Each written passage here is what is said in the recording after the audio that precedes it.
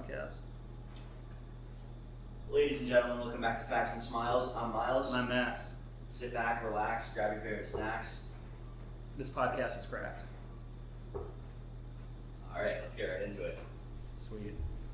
Today's podcast is brought to you by Vitamita Vegemin.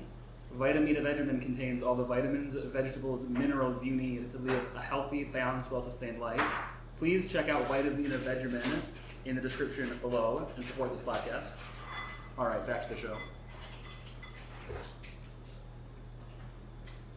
Anyway, Is that Alex O'Connor? No. You just make that product up? Yep.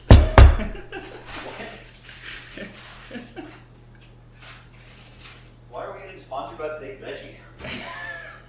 Hey, you know what? Vitamita Vegemin. It contains all the vitamins, vegetables, meat, and minerals you need. It's like Soylent? Basically, yeah. You know the Soylent guy has a podcast? Soylent Green? Yeah. Have you seen that movie? No. Good movie. Really? Yeah. Just an ad? No. It's a horror movie, basically. The documentary? It could be. Some might say. Old movie made in the 60s. Alright. Alright, do you want to dive into Peterson? Let's dive in head first. Where do we leave off? So, I think you said last Thursday we do 2 and 3, but I can't remember. Did we touch on some of 2 or not? No, we didn't. We might have touched on some of it.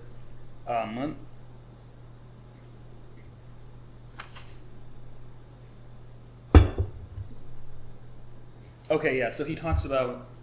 We definitely touched on this aspect. I mean, he touches on this idea a lot in the first few chapters. He also begins chapter 2 with it. The idea that man and woman are created in the image of God is axiomatic. That it's a foundational cornerstone for any society to function. Yeah. And that's why it's important. That's what makes it quote unquote true. And so he calls these unquestionable axioms, exactly. right? Exactly. Yeah. And to which I would say, well, no, they're not unquestionable exactly. axioms. The fact that you can make arguments about them, yes, and that you're arguing for them means they're not unquestionable. Right. They're just things that we should accept as true. Exactly. Like because of good arguments. And he would say we should accept them as true because society can't function if it's not true. Whereas we would say we should accept them as true because they are true, and here's why they're true. And maybe, I mean, he's probably right that society can't function without them. No, fact, he is.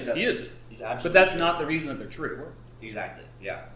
It'd be one thing for him to say, hey, this idea, yeah, if we don't follow it, society falls apart. I'm bored with you 100%. But when he says, don't question this idea, it has to be true, and the reason it's true is because society falls apart without it, that's not a good reason. That's like, that's just like tyranny. Yeah. That's not a... Yeah. So he says, faith is like this. He says, faith is not the insistence that something superstitious or impossible is true, but it's the proclamation, and his favorite word, definition of what constitutes or characterizes the real, and that therefore should be attended to most diligently. So what he's saying is, faith is, here's what's true, because it constitutes what's real, and therefore we need to act on the assumption that this is true, because if we don't, like he says later, when you dare to question, like you question the axiomatic at great peril, you question the foundation of society at great peril. And to me, that just sounds again like he's saying the people in ancient times were trying to figure out how do we construct a good society. Oh, we see when we don't treat men and women in the image of God, society falls apart. Aha, we should construct society on the idea that men and women are made in the image of God. And so it seems very much like an evolutionist, biologist type kind of argument, instead of just, no, this is just the nature of faith, religion, and reality, right? That, no, we are made in the image and likeness of God. And that's why it works. But the thing is, if this is just human knowledge that we came up with, then there's no reason not to question. Mm-hmm. We should be questioning it and trying to come up with a better way to found society. And be like, because if it's useful and not true, why should I give a crap about the flourishing of society? Why should I care? Exactly. Right? If it's not grounded in reality, if it's just, oh well, the majority of people, it makes society work, that's no grounding in anything real or permanent.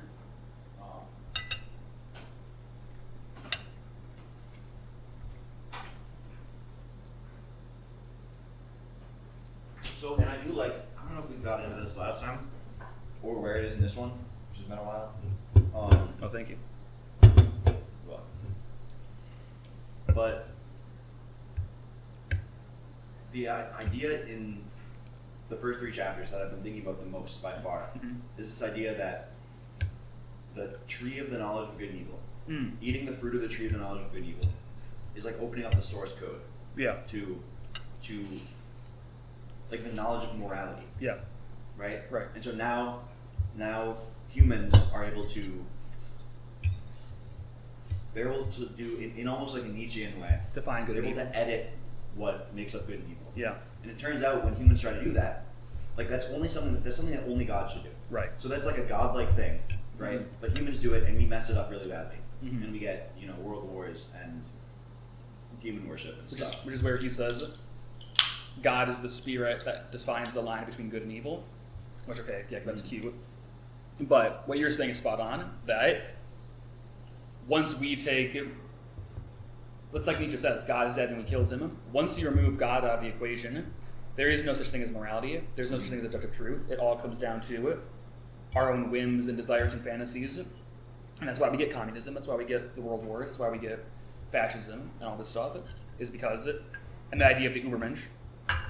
Because if there's no grounding, morality can only be grounded in God, because otherwise it is just all going to be subjective always. Mm-hmm. That's facts of the matter. Exactly. Yeah. That's facts with no smile. Exactly. So yeah, I think there's almost a bit of a clash between that and the critical rationalist idea that all knowledge is fallible and questionable. But I don't think that's necessarily. This is one area, maybe the first area since I really discovered Karl Popper, where I've been like, there might actually be something to this. That even within a critical rationalist framework, it makes sense to say we shouldn't test out communism, because when we test out moral ideas, people die. Like testing out new kinds of morality, even critical rationalists will say, no, that's immoral. You can't do that because we don't know. And that kind of leads you to, if you can't test something, you can't like use scientific use scientific methods to get knowledge about it. Like that's all you do in science. You disprove your theories. We don't even know where your theories come from. You just come up with them. They're divinely inspired for all we know. Right.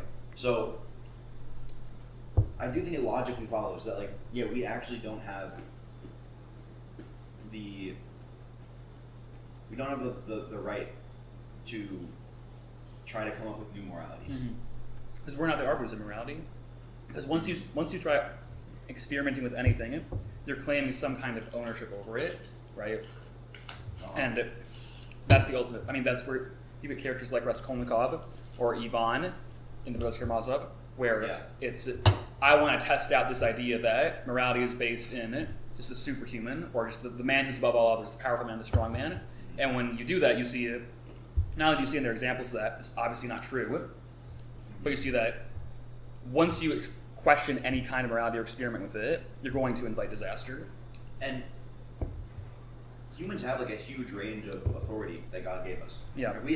We're stewards of all of God's creation. We get to do everything from space colonization to genetic manipulation. Completely within the bounds of what God gave us authority for. Different discussion for different time. Sure. But we can agree on the fact that messing with the moral source code beyond the pale. That is eating another slice. Yeah, thanks. That is eating of the fruit of the knowledge of good and evil. Yeah. Once you experience. This is the only way I've ever been able to understand it. That story, the specifically eating the fruit of the knowledge of the fruit of the tree of the knowledge of the good. I know what you're saying. Yeah. That never made any sense to me until Jordan Peterson. Yo. A quick ad read from our sponsor, Better Sleep. Better Sleep provides premium mattresses at low cost and high quality to give you the best sleep that you deserve and that you need. Trust me, I know it's hard to get a good sleep in today's day, right? We have our phones, we have our screens. we have our issues, we have our assignments, our projects, our schedules, whether we're in college or high school or in the adult world working full time. It's hard to get good sleep, and you need a good mattress to get good sleep. Better Sleep provides you with good mattresses. You can put them on top of your existing mattress, or you can use them to sleep on the floor, which is what I personally like to do because it gives my back the much needed help that it needs. I highly recommend Better Sleep sponsoring this program. If you use the code BETTERSLEEP, Facts and Smiles, in the description below, at the link bettersleep.com/factsandsmiles.com, you will receive a 15% discount. Please do so now. Help to support the channel and help to support American-made companies that care about you and your health. Now, back to the show. Anyway. Better health, and 8 sleep. Anyway. Back to the show. As we were saying. Yes. So he goes on to talk about, similar to the idea of, it's basically the same idea. You can't question morality. He also says you can't question what must necessarily be sacred. You can't question the center of society. There has to be, he talks about this idea, I forget what religion it is, but, India. It's like Hindu, that when you lay a stone to form a house, you have to drive the stake through the head of a serpent, right? And this stake is what aligns the divine with the human. And to have a stake, or to have something at the center of society, that's what you can't question. That's what's axiomatic. And when you question that, not only do you risk bringing destruction to society, but it's an act of pride, right? To question what's axiomatic, to question what's sacred, is an act of pride. It's a satanic urge, like Milton's Satan, where it's I know better. I hate what God is, what he represents. I'm going to, instead of respecting that I'm made in God's image, I'm going to make the world in my own image. And then he gets into other things similar to that with Cain and Abel. We'll talk about that later. We're still on Adam and Eve. What else does he talk about? He talks about the fringe and the marginalized. I thought this was really good. That things, we're always going to have the margins, but when you put what's marginal in the center, you bring disaster. And he also, he talks about that with feminine empathy too. You can't bring the marginalized into the center and focus on them solely, because then you're also going to, you're not prioritizing correctly. Mm-hmm. And I think he makes a good distinction here, saying just because the margin isn't necessarily evil. It's not like there's good and there's evil, mm-hmm. and the good is in the center and the margin is the evil. It's more like order and chaos. Yeah. Where the margin belongs on the margin, and when the margin's on the margin, things are fine. Yeah. And everything in its proper place. Yes, and it's the way. I mean, we can be constantly exploring the margin and just being the, I can't remember what he calls the archetype, but the hero who discerns between what is the margin is the things that we don't know whether they're good or evil yet. We have yet to explore them, and so that's how we should treat the margin out there, right? Yeah. But and then he makes a good point that when you bring the margin to the center, all of a sudden you've opened yourself up to the margin of the margin, mm-hmm. The 2 standard deviation away, the true horrors. He talks about that, how the example is like sexuality. When you take if you look at sexuality, the margin of sexuality would be BDSM. Exactly. When you bring that to the center, you get, not only do you get that depravity, you get levels of depravity, right, where it'll probably be pedophilia or something, right? All right, so that's the marginal. Oh yeah, he also tells another reason that doesn't work to center the marginal is because the marginal is a multiplicity, and you have to have a unity as a center. Yeah.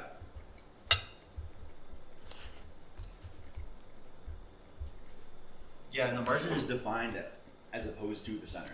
Yes. Right? Yes. It's just a bunch of things that are around the center. Right. Which is why when you make them the center, they lose any sort of value. Any value. He says that the hedonic value they had is lost once they become the center. One thing Rudyard Lynch says is that wokeism is an outgrowth. It's a perverted outgrowth of Protestantism, which I think I would say it's a perverted outgrowth of Catholicism personally, but whatever he says. Mm-hmm. And it's like, yeah, clearly woke values are just like they're not actually new values. Like they're clearly just Christian values that have been like skewed. Right. Where it's like extreme empathy, extreme charity. Empathy is the most important thing. Yeah. It's clearly like toxic femininity. Exactly. That's another great take. Yes. Yeah. Rudyard Lynch has. Where like in reality, the things that the left calls toxic masculinity, they're just like they're feminine traits. Yes. That are clearly toxic. There is such a thing as toxic masculinity, but toxic femininity does not get talked about. It does not get talked about enough.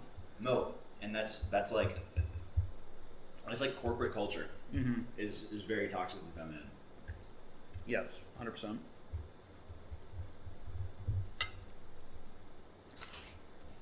Talks about differences in sex, men being stronger, strength differences. And that women find their true femininity in having children. Then he talks about it. He gets into, let's talk about puberty and men selecting mates, women selecting mates. That women make men self-conscious, right? That we're aware of our, insufficiencies. Mm-hmm. We struggle to rectify those. Women are the ones that select. They're the ones who, And then he talks about the sins of Adam and Eve, and that I think we touched on this, didn't we? That the sin of Adam is to please the woman above all else, in his pride, thinking he can change the world for her, and the woman's sin is to embrace empathetically everything, even that which does not deserve to be protected or cared for. It. You talked about that in chapter 1 too. Yeah, exactly. So we can move past that. Mm-hmm. Then he talks about the serpent. Satan is the predator, the parasite. And that he tells Adam and Eve, we talked about this earlier, he gives Nietzsche's idea that you can create your own values, your own morality. Mm-hmm. And this is the ultimate sin, because it rejects our place in the world and challenges God's. Yeah, it's fundamentally prideful. Yes, yeah. To say, like, we can do this. So that's that. And both the Adam's sin and Eve's sin, they're both fundamentally sins of pride. Where Eve says, I'm so, my like feminine ability is so great that I can even clutch the serpent to my breast. Mm-hmm. And Adam says, my masculine ability is so great that I can sacrifice, I can even defy God to please woman. Exactly. Yeah. He talks about how the flaming sword outside the garden is essentially hellfire. Yes. They're one and the same. And that which enters heaven must necessarily be perfect. That in order to enter heaven, everything that is iniquity-ridden has to be cleaved, has to be removed, which makes perfect sense. Yeah. Also, no purgatory, though. I was going to say, pretty good argument for purgatory. Just saying. Pretty good. I see you, Peterson. I see you. Well, yeah.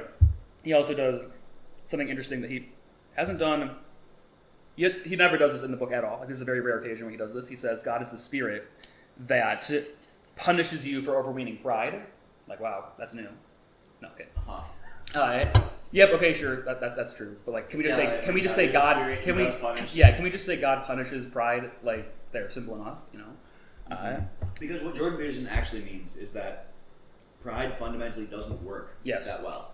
Just from like a purely secular sense. He doesn't mean like God exists. He means when you are prideful, bad things happen. Mm-hmm. And like God is just like that idea, basically. So it's like, okay. Yeah, we just define it. Yeah, right. It's definition. Yeah, okay.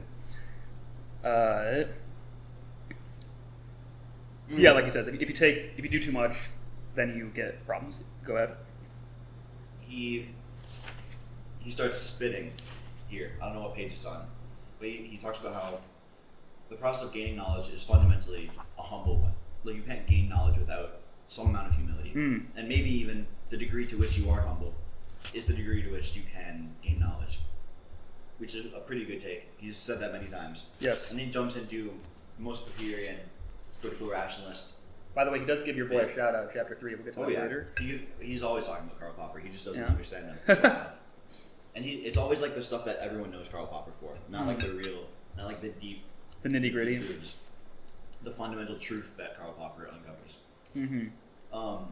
He talks about how the scientific establishment is, like, the way they talk about science is totally saturated with this idea that scientific discovery is this like unerring, like deterministic, algorithmic process where you just like you just plug in the numbers and you get the data out of it, and you take the human out of the loop. Right. And it's like that's just not how science works at all. Yeah.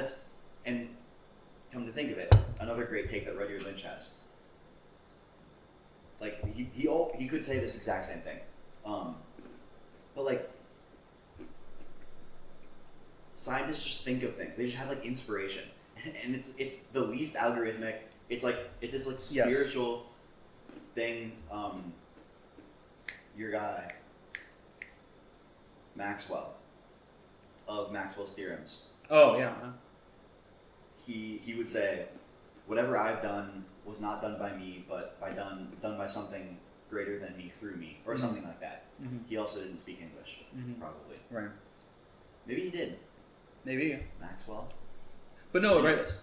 This is idea that is touched on in phenomenology, that science claims to be purely objective, answers everything. Rigorous. But there's always a person preceding something. There's a person who wants to ask a question, who tries to answer that question, and then who interprets the answers, right? Yeah. So the idea that science is completely like, we're involved in doing it always, and by definition then, since we're involved in it, it can't be strictly objective, because we're involved in it. Mm. Yeah, and there's this idea, you'll hear it from like Neil deGrasse Tyson, and like the popular science guys. Mm-hmm. They'll say like, oh, the power of science is using tools that, unlike humans, they don't have bad days. Like your particle accelerator, it doesn't wake up on the wrong side of the bed, or like miss a cup of coffee and whatever. Right. Which is so funny because like there was one time where they like observed a neutron or a neutrino going faster than the speed of light in a particle accelerator one time, and it was like literally just weeks later they found out there was just a cable that was unplugged that they should have plugged in. It's like there's no escaping human error. Yeah. And we can minimize it. We can go like, this is a caliper that has we've got another decimal point of accuracy on it. Right. And that's great. That's super important for science. Yeah. But that's fundamentally not what the scientific that's not what the scientific method, if you want to call it that, is about. Well, even like in my psychology courses, when we did our science. Yeah, it is. When we did our junior project, and we reached out for answers in surveys, and then conducted statistics tests on them to get results. So I did one on the relationship between optimism and the big 5 personality traits. And when you get statistical significance, what you're saying is 95% of the time, or like there's less than a 0.5% chance, or no, there's less than a 5% chance that this stuff is by chance, if that makes sense. 95% certainty these results are not by chance. There's never 100% certainty. There's never 100% knowledge that, oh yes, this correlates with this exactly this way. You're just saying, we're sure that if you did the same test, 95% of the time you get the same results. That's what we're saying. And that's like the Bayesian reasoning. That's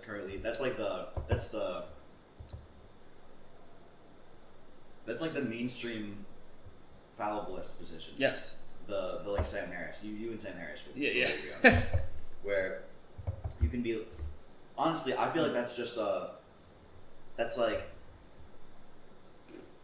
like Neil deGrasse Tyson. That's like 3 Neil deGrasse Tysons in the trench coat. Really? It's like you're just like dressing up, because even there, the way you talk about like your findings is like, well, we've ran it through our math, and it's spat out that we have, like, obviously we can't be certain. We can be 95% certain. It's not 95% certain. It's we're saying 95% of the time we think we'd get the same results with this test. Sure. Yeah. But the key is in then how you portray it's how you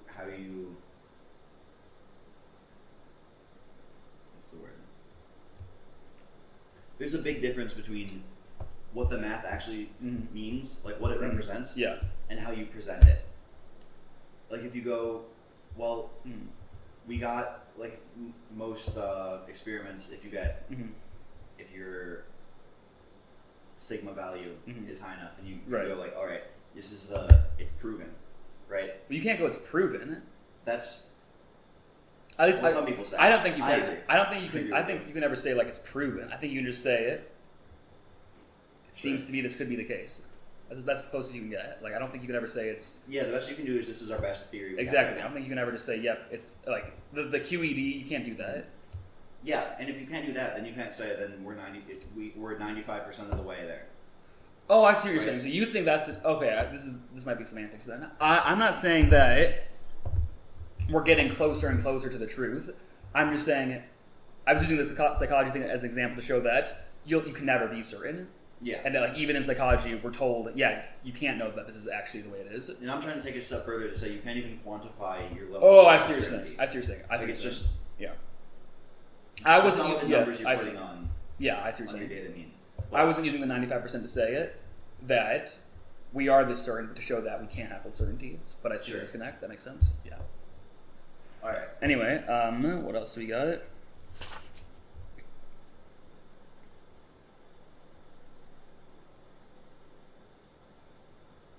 Yeah, that just goes against the idea of the unknown. Like if there were an algorithmic way to make scientific discoveries, then there wouldn't be a scientific discovery to have because it wouldn't be the unknown. Like it's completely against the idea of science, but it's also like a very widespread belief. He also talks about how you need to have your ideas killed. You need critical thinking so you can progress towards something, right? You sacrifice ideas, and when they're killed, you move on to better ideas, and that's how you go upward. Is that where he references Karl Popper? That's coming up in chapter 3. But okay, are you cool with concluding chapter 2? I think there is a Karl Popper quote towards the end of it where he says, "Our knowledge necessarily can only be finite, although our ignorance." No, that's chapter 3. Beginning of chapter 3. How do I have this? Oh, because I started chapter 3. That's why. Yeah. But we'll conclude chapter 2 with, I love this. He ends it with by saying it. Let's just consider it. So you have the cherubim who wield the flaming swords, and they cleave what's unworthy. And he says that this reveals that how much suffering is intrinsic to life itself and how much should be blamed on God, right? But how much of that suffering is a consequence of our own pride and our own failings, our own faults, our failure to hit the mark, and should be laid at our feet. And is that the cross? And so he ends up by saying, consider it all the suffering in the world, and then ask yourself this question: had we made the proper sacrifices, would the dread spear of the punishing God have passed over us? What answers emerge from the biblical corpus, piecemeal, step by step? The answer is, it is all on you. And it reminded me a lot of Dostoevsky, the Rizk Karamazov, right? We're responsible for everybody. I think that's so true, that you can take the route of being bitter and resentful like Ivan and shaking your fist at the world and saying, God's unjust, how dare he create such a terrible world? Or you can take the route of Alyosha and say, we're so terrible, we've done so many awful things, we each are so sinful. In a sense, the world should be way worse off, but while we're here, it's on us to make the most of it. We're called to aim upward, to engage in love, in kindness, in charity, because every time we've sinned, every time we've been a terrible person, we've made the world a worse place. And so we can't point the finger at God. It's all on us. So I like that idea. It's a banger of an idea, and it's also, it's just really hard to... It's really hard for people to actually agree to that. Oh yeah, 100%. Almost no one is willing to make that jump. Yeah. And say, like that's the answer to the question of how could a loving God create a world with so much suffering? Mm-hmm. It's like, well, he didn't create the suffering, we did. Mm-hmm. Anyway, so Cain and Abel. Yeah, he leads in with the hostile brothers motif. Yes, absolutely. Well, first he talks about work, the importance of work, that it's subjugation to whim, it's sacrificing the whims and hedonic desires of the present for the betterment of the future. And he does this thing where he's like, work is good, and we had to learn that it was good, so we formulated these stories for ourselves to show us why work is so good. And that Cain and Abel is a story that shows us why work is good, because we sacrifice the present for the future. And so we realize in these stories, oh wow, working is good. Which again, I just like, dude, no, what if working is just a good thing that everyone's had to do since the beginning of time? Yeah. Like, instead of, he acts like there's this group of people sitting around campfires like, how do we aim upward? You know, society would be good if we were all in the image and likeness of God. Work, that's probably a good thing to do. Let's write stories now, make sure everyone knows. But like, come on, yeah. It's. And then like 100 years later, people read the stories. Yeah, like this better. Yeah. And they made it better. Yeah, exactly. Bit by bit. Yeah. Leaving out the fact that he also makes the argument that we can't improve upon morality. Exactly. Yeah. It's like he thinks that we came up with this through like an evolutionary, like a survival of the fittest kind of with our ideas. Exactly. Which again goes back to the point that it's not true. It's all BS. Like it's just some people who are like, oh, this makes society seem to work. Yeah. Who cares about society and survival? Okay, so we got to shout out your boy. So page 92. Oh yeah. He's talking about work. What do we do then when we work? We sacrifice the impulsive pleasures of the moment to the broader necessity of extended and social life. There is more, however. We also sacrifice simultaneously the multiplicity of things we could be attending to or doing to a unity of present purpose. The philosopher of science, Karl Popper himself, says, our knowledge can only be finite, while our ignorance must necessarily be infinite. Such a good, I mean, that's yeah. Such a good line. That's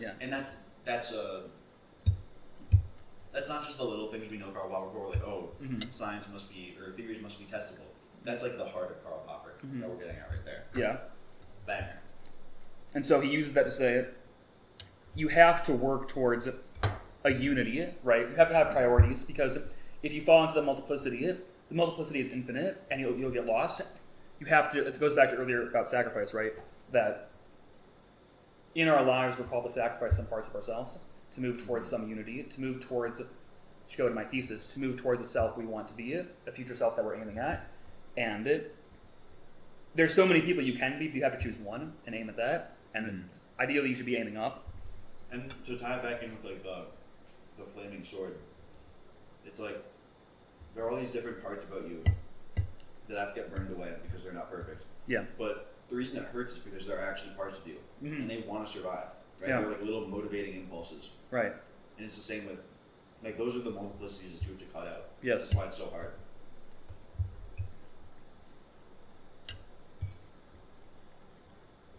Yeah, if you serve multiplicity, you are aimless and hopeless.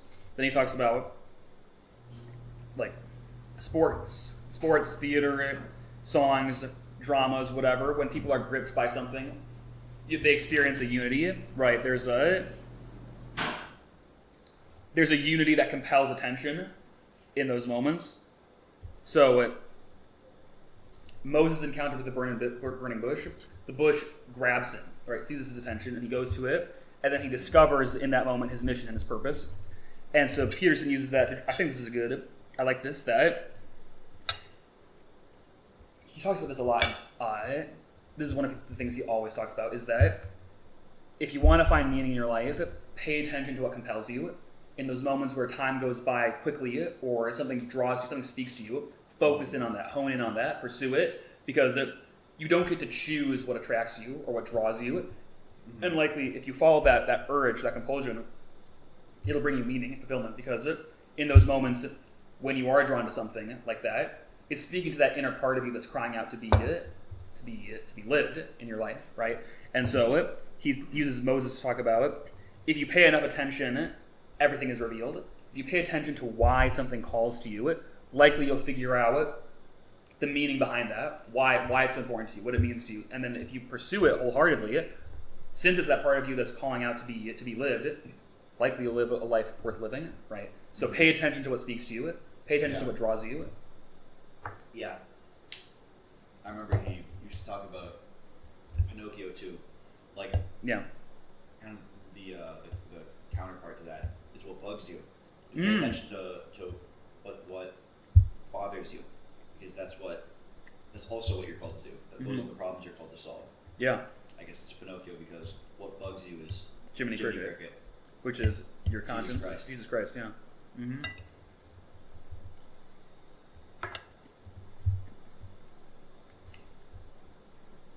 Yeah, the attention-getting chirp of the cricket is what bugs us. Is that a line? Yep. There we go. Yeah. Something is really bugging me. Yeah. So now he gets into... Oh, go ahead. Now he gets into Marx. Was that what you were going to say? The hostile brothers of good and evil. Oh, Marx is way later. Let's start with the hostile brothers. So he gets into sibling rivalry, and he goes first into, well, obviously, they're siblings, so some rivalry, fair enough.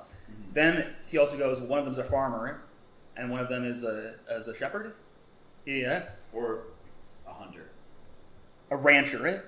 A farmer, Cain, and a rancher, Abel. So you have the sibling rivalry, then you have the sibling rivalry echoed at the social level. Then you have... I love the scenes. Yeah, okay, whatever. Cain and Abel. So this is the he brings up what's his face's Solzhenitsyn's line that the line between good and evil passes through every human heart, and that in the Cain and Abel story we see a mirror image. The two brothers, they're basically born at the same time. They're basically the same person, just with the line of good running through one, the line of evil running through the other. Right? They chose different paths. Right? I think you're messing up the analogy. Okay. It's the line between good and evil. Yeah. What I'm saying is, like, the line between good and evil runs through every human heart. Yeah. And in Cain's heart, he's choosing the side of evil. Yeah, he's aiming down. Exactly. And Abel's aiming up. Exactly. And so then he uses this idea to compare to... I think he brings up the Dark Knight and Joker is kind of that example, right? Where it's the antagonist and the protagonist, you see the mirror image in them, so that, like... You see shades of Joker and Batman, shades of Batman and Joker, and the reason that speaks to us is because we're all pretty much the same people. We're all called to aim up, and when we aim down, when certain people aim down, we shouldn't think that, oh, those are just the evil people. It's like, no, that could easily be you if you chose the wrong route, and so we get that with Cain and Abel. So then he says that he talks about in these archetypal stories of, like, the mirror image, that most of the time the antagonist has the inclination to use technology, and that similar to Milton Satan, because Milton Satan and God are kind of like the two brothers you could think about, that there's this urge it's a prideful urge to heal the world of its evils, to make the world new through technology, right, to solve the problems of the world through technology. And funny enough, he talks about, like, certain movies where it's whether it's Terminator or Star Wars or whatever it might be, technology gone wrong, right? That we seek to cure the world of its evils through our pride, and in our pride we end up creating more, or Jurassic Park, we end up creating more disorder and more chaos. And we see with Cain, when he leaves, he's the one that starts technology, starts cities, his people build engines of war, and it's not, like he says, technology itself is not evil, but... He says that, and I agree with him. Had me worried for a bit. I agree with him that technology itself is not evil, but when you use it to rectify the world of its ills, in the assumption that there's no guiding framework of reality or some higher power, when it's just you, you can make the world right, then that's pride and bad things happen. Yeah, this is, again, returning to Rudyard Lynch. He says there are like these four main religions in America, and one of them is like tech worship, and it strikes me that, like, yeah, technology isn't evil. That's it's essentially just our using our image of God, our ability to create new knowledge in a similar way that God creates. Mm-hmm. But when you start to worship that, when that becomes like your main thing, like, this is what's going to save us. Yeah. Our technology, like techno-optimism, is the idea that, like, because technology continues to increase, it's impossible that anything bad could happen. Yes. It's like, all right, we're out of order again. We've brought, if not the margin, at least we brought the unknown to the center. Yeah. And then, again, he does this retardendo thing where he says that the story of Cain and Abel is an attempt by the collective human imagination to distill, transmit, and remember the essentials of good and bad into a single narrative. My guy, no, it's not. I'm sorry, it just isn't. It just isn't. It's not. Like, again, it goes back to these people at the campfire who seem to have all the knowledge of how humanity works and all the great truths and how society, good and evil. Oh my goodness! It made an image of God. Let's get to cracking, write these stories. Yeah, spread them. Enough ayahuasca. Exactly. It's come on. The burning bush was actually an acacia tree. Yeah, right. And Moses was getting high. Yeah, crazy. Okay. Have we got to Jesse Pinkman from Breaking Bad yet? Yes, we're just past that. Sweet. Now we're in the 3.3, the sacred patterning of the political. Yeah. So if you do this Cain and Abel thing to economics, the spirit of resentment, then you get Marxism basically as Cain, saying, well, anyone who is successful, I'm not successful, so anyone else who is successful, they must have done it by immoral means. They must have they must have drank the blood of babies to get to where they are. Yep. Anyone stronger than me in the gym's on steroids. Whatever it is. It's the spirit of Cain. And that same idea ties into racial politics too, where it's like with Marxism we have the oppressed and the oppressors. Racial politics is the same thing, the oppressed and the oppressors. You fall into one camp, the haves and the have-nots. And if you're in the have-not camp, screw the haves, right? Like they're evil, terrible, awful people, and they don't deserve anything they have, and we should be able to take from them. Yeah, I'm unsuccessful, therefore I must be oppressed. Exactly. I can't help myself. Yeah. You see this? Yeah, go ahead. So much on the right too. Yes. Which is what really concerns me. That's actually one thing you see, I think, truly toxic masculinity, where it's all women are scumbags and whores because no one will go on a date with me. It's like, to use Peterson's own words, if you're asking all the women to go out with you and you're getting rejected by all the women, the problem is not all the women, it's you. Yeah. Right? And so this idea that, if I'm not successful sexually, women must be just scum. They must just be not worth pursuing. They must be terrible people. Right. And to be fair, I actually think that's a feminine way to go about your problem. Sure, I'm just saying it's problem. When I say toxic masculinity, I mean it's a problem that men have. For sure. Yeah. But I think real toxic masculinity is like killing people. Oh, sure. That's sure, fair enough. It's like violence and stuff. I want to call it that toxic. Well, go ahead. We're talking about the same thing. Just toxicity is generally feminine. We're just gonna go. That's why for me at least, calling people toxic. That's why when I say the kind of guy who thinks all women are scum because none of them will go out with him, that seems like feminine and lame. That seems toxic. Yes, you're lame. He's not, you're lame. Exactly. He's not a man. He's a little boy. That's exactly. Because I think a failure. Killing people isn't toxic masculinity. That's what's the word? Rogue masculinity, or that sounds as I don't know. It's too hot. Yeah, exactly. Yeah. You know what I mean? Though, toxic makes it sound more lame. You're kind of a wuss. Yeah. Which is why I think it's the kind of masculinity where it's women just suck. Sure, masculinity gone wrong. Yeah. Anyway, then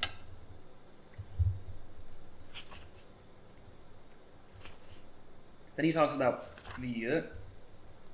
the shepherd as an archetypal leader, and he's talked about this a lot. I think other people have talked about it too. That women want a man who walks the line between. There's so many lines to walk as a guy, but in this case, walks the line between chaos and order in his own spirit. The idea that he's monstrous enough and terrible enough to keep what's truly evil at bay, but he's also productive and generous enough to protect you and care for you and not turn on you and abuse you, right? And so women are trying to find that perfect man, because you don't want a man who's a soy boy wimp and who can't stand up for you, but you also don't want a tyrant or a villain, right? Yeah. So that's the kind of person that men have to be. In the last chapter, he talked about how the sort of feminine personality, or the feminine psychology, is a tension between needing to be protected. Well, I guess needing to be protected is the two things, where it's you need someone who is strong but also gentle, right? Yeah. I'm trying to remember what he said about feminine psychology in the last one. Yeah. It's that you have to take care of infants. You have to protect the infants. but you're also yourself vulnerable to men. Yeah. And yeah, that's the line that women have to walk. Right. Hopefully we're walking that line. I know I'm definitely not on the monster Women? side. I think I need to work on the monster side. I don't think I really have one. Sure. Like, I definitely need to work on the monster side. it's like, what is, that's Jung's The Dark... the shadow? The shadow, yeah. Yeah. Dude, you need to start doing jiu-jitsu. Maybe I did. Once you can kill someone with your bare hands, it becomes a lot easier. It becomes way easier. Yeah, fair enough. Yeah. So I've got productive and generous. I've got that. Like that's fine. But I'm not sure I'm on the what do you call it? Not fearsome, but meek. Yes, exactly. Yeah. Have a sword, but know when to use it. Keep it sheathed. Yeah. I don't have that quality. I don't think. It's like I've got I call it like younger brother syndrome, where it's like I'm just always like looking for someone to tell me what to do. Oh, like sure. Like the oldest brother, archetypally, just has to like, yeah, they have to like have a path forward. They have to like know. They have to like look out and see, and just like do things. And the younger brother can kind of like look at the older brother and go like, well, this is what he's doing. Yeah. And I'm gonna like base, maybe I'm not gonna do the same thing, but right. at least I have a path. He's laid a floor for me to walk on. Yeah, a lot less agency than being a younger brother. So I feel like that's slightly different than developing a monster side, though.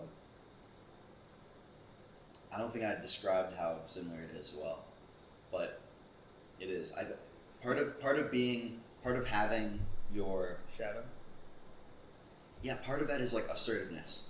Oh, sure. Right? Okay, that's what you're saying now. Yeah.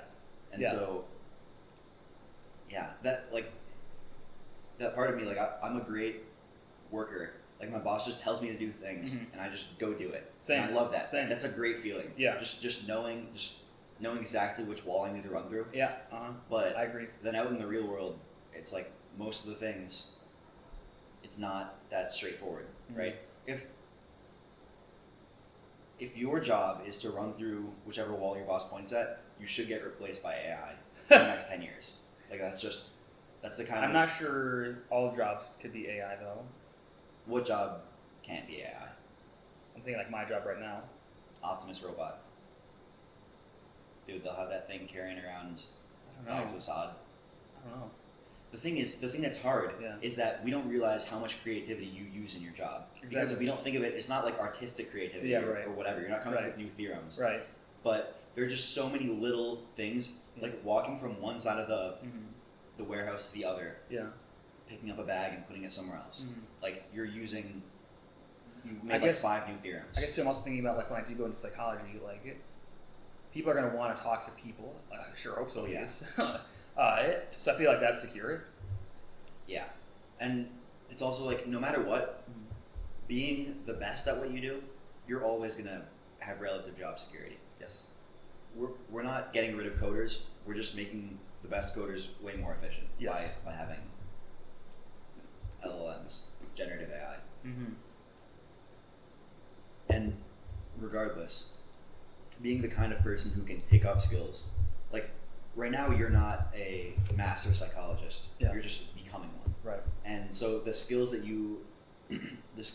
make you able to become a great psychologist, those are the skills that like, so maybe psychology goes away tomorrow. Somehow. Right. Yeah. Crazy. You could just pick up something else. Whatever. There's always an infinite number of jobs to do. Skills don't go to waste. Exactly. Yeah. No work is wasted. Right. Alex Hormozy. Boom. Yeah, for me, the monster side, I think more of like being aggressive, like kind of. I guess it kind of falls into assertiveness. Because I'm very much not aggressive. I'm very laid back. Sure.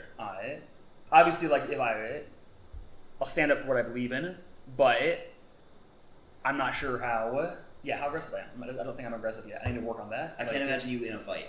Yeah, that's what I'm saying. Like I would be the kind of person who would.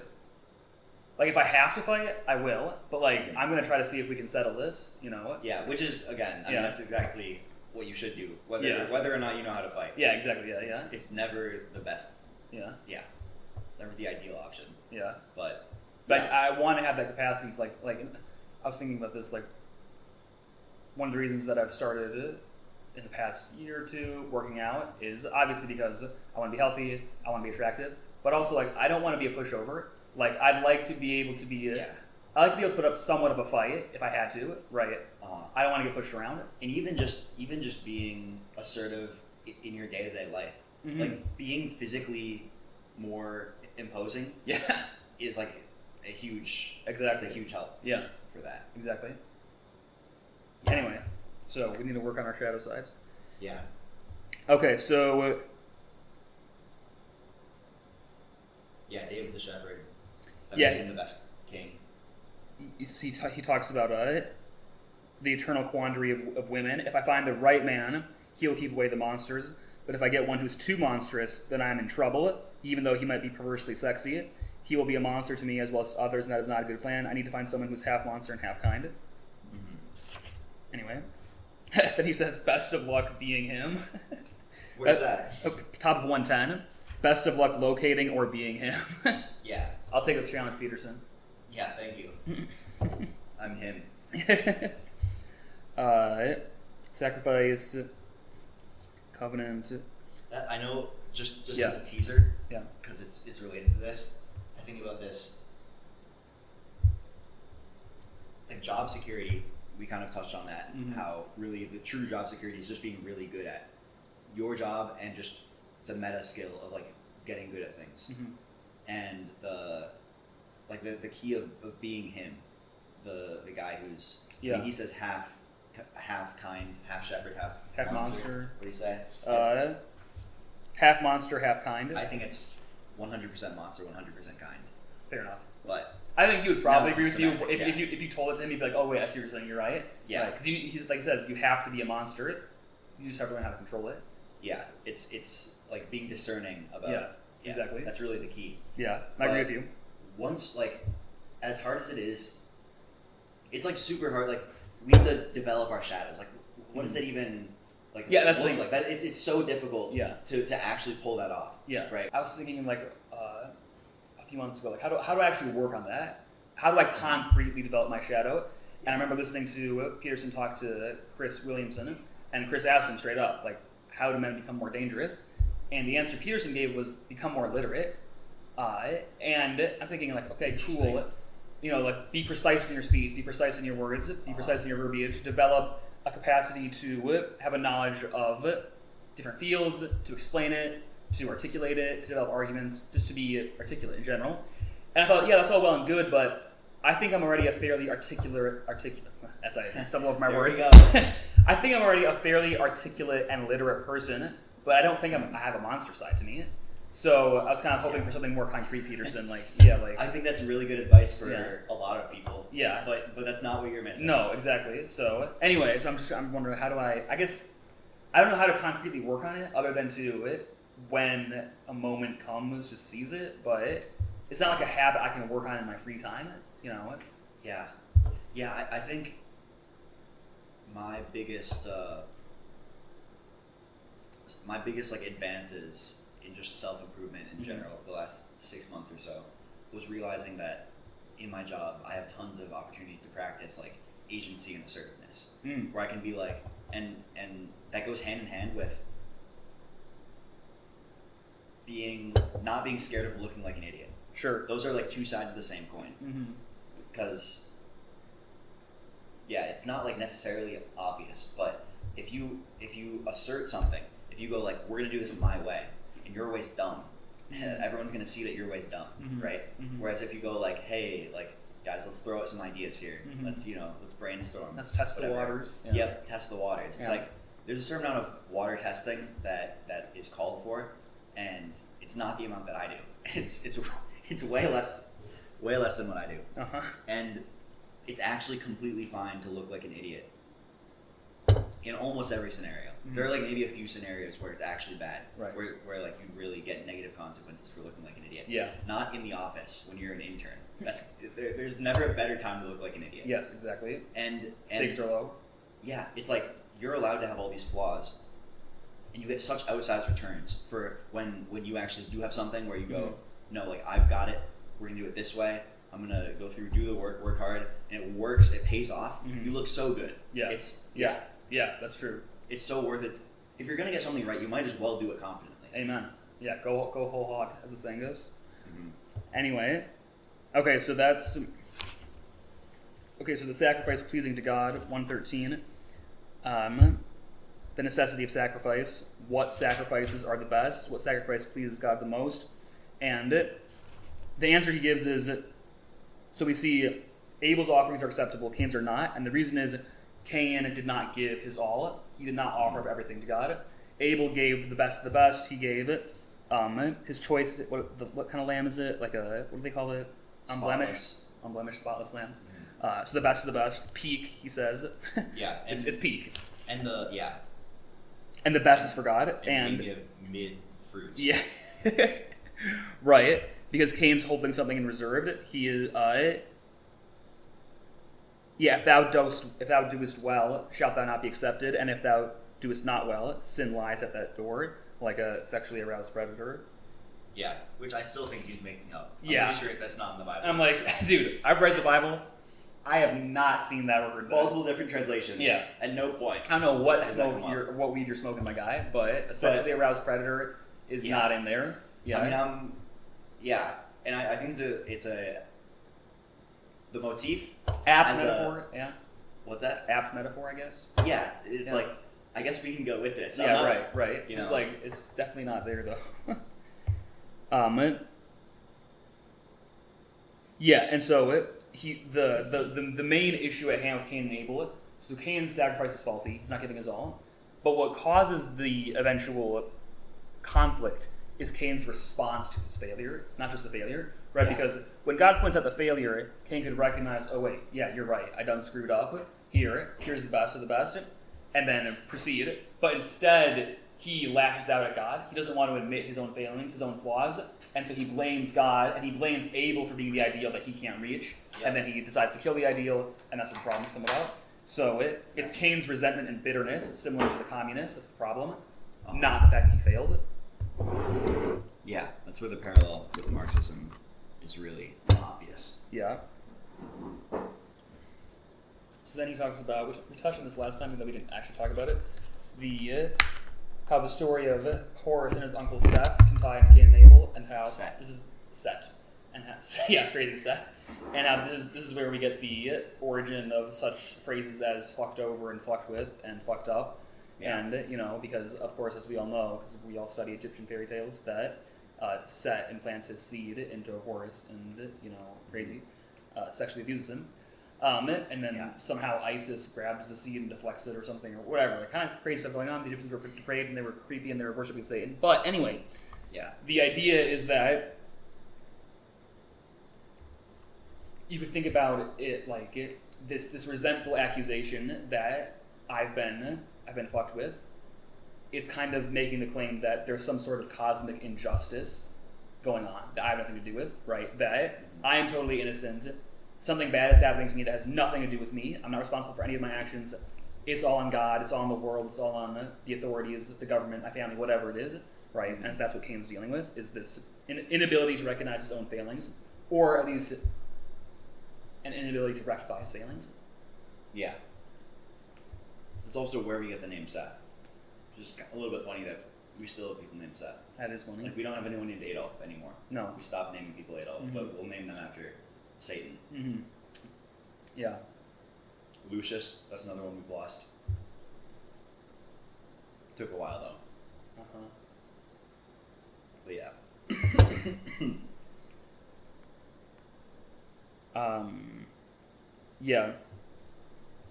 Again, he talks about how God could tell Cain, hey, you can. A path for Cain could be to be contrite, try to improve, try to rectify his failings.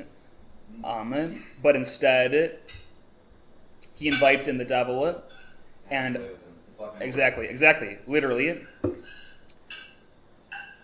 Yeah, he desires Satan to come in and play with him. He plays with the idea. Yeah, he willingly enables it to have his way with him.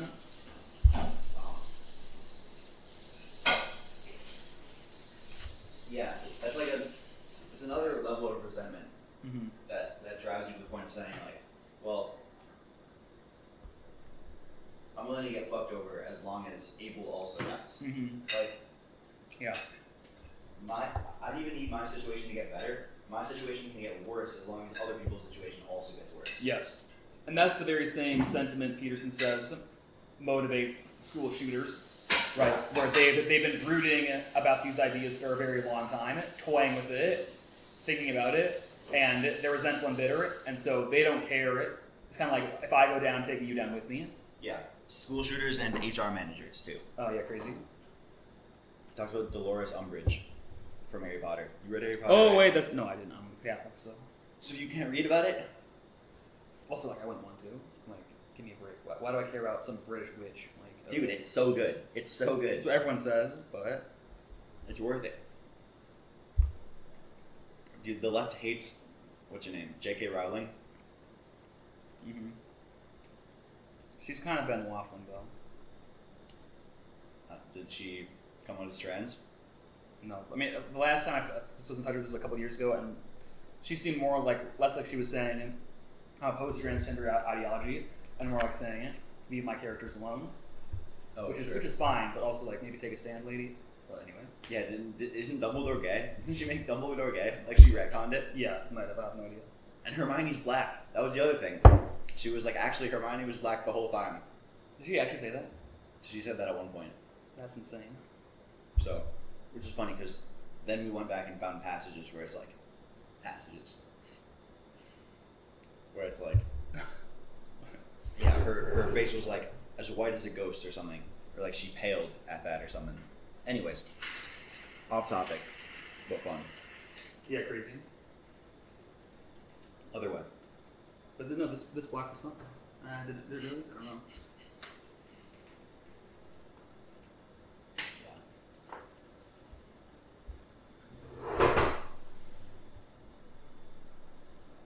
Okay, what else?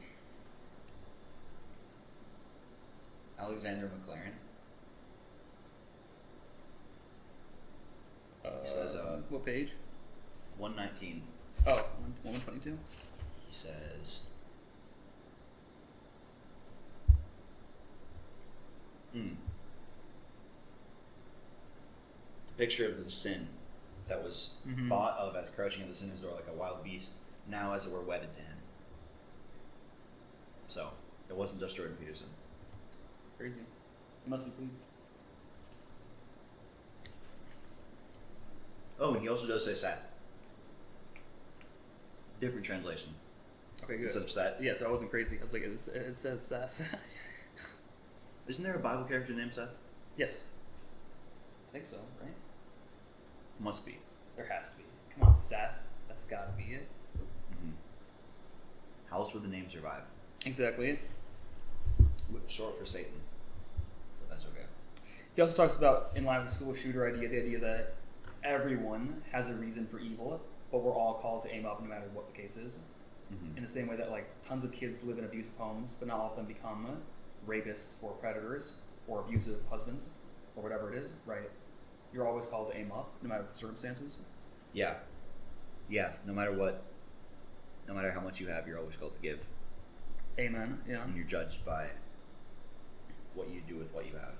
Exactly.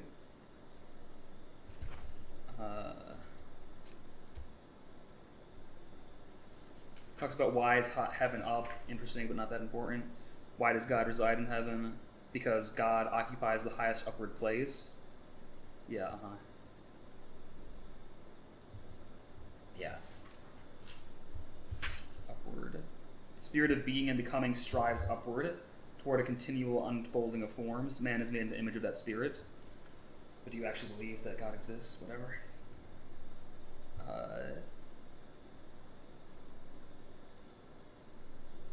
Yeah, so he says, okay, so some sacrifices are accepted, some are rejected. So the question we need to ask is, what or how, this is page 128, what or how should you offer or sacrifice to God to solve the problem of what is acceptable to God? The answer is the best you have.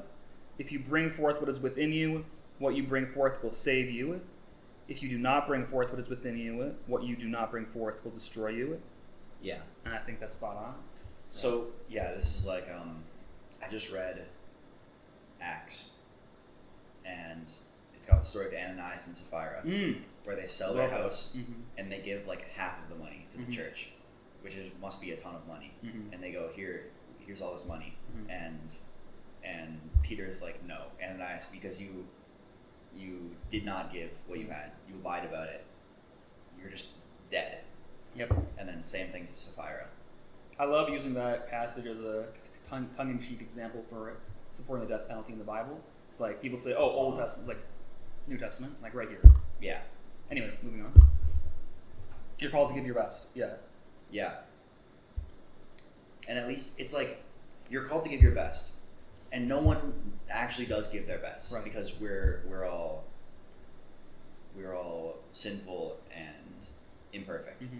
But the best we can realistically do is give as good as we can. Try to give our best, and then when we don't actually end up doing our best, acknowledge it. Yes. And repent Yes. The moment you embrace the sin and ask it to have its way with you, like that's when you're fucked up. Right. Well, he brings up the quote from Luke, "To whom much is given, much will be required." Right. This idea that my favorite quote. Yeah, same. I've been thinking about that a lot actually the past year, just because I haven't given so much by God. Right. A loving family, good friends, good education, food, family, shelter, health. Like I've been given my life on a silver platter, and I've done nothing to deserve it. Nothing. And it just makes me think that like I want to do my best to lead the life that God's calling me to live.